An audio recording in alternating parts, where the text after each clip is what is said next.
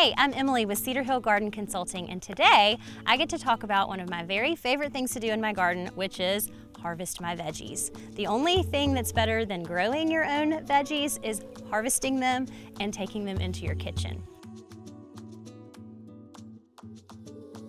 So we have a lot of tips and tricks to help you know when to harvest what, because every vegetable can be a little bit different. But for today, I'm going to go over 3 veggies specifically: tomatoes, squash, and cabbage, and how I know when those are ready to be harvested from my garden. When it comes to things like tomatoes, what we're really looking for as far as harvesting stage is color change. What I mean by that is when a tomato is growing, it's typically going to be green as it grows. Once you start to see a little bit of color change, that means the tomato is starting to ripen. It may be changing to a yellow, to a red, depending on the variety that you've picked. But once you see a tad bit of color change, you can take that tomato inside and let it ripen on the counter.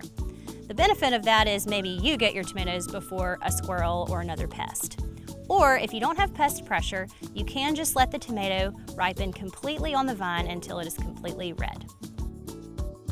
The squash that we're harvesting today is actually in the squash family, but this is zucchini.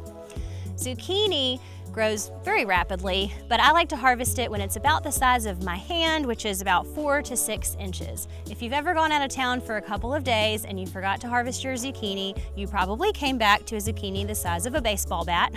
And that's good for making zucchini bread, but that's about it. The perfect size is about 4 to 6 inches long. It's going to be tender, sweet, and ready to be roasted or sauteed in your kitchen. Cabbages are a cool weather veggie, and so I know when the summer months start to kick in that it's about time for my cabbages to come out. What you're looking for is for all of the outer leaves to fold in on themselves, making a round ball, which you're going for about 6 to 8 inches wide, and at that point you can take your cabbages out and take them to the kitchen.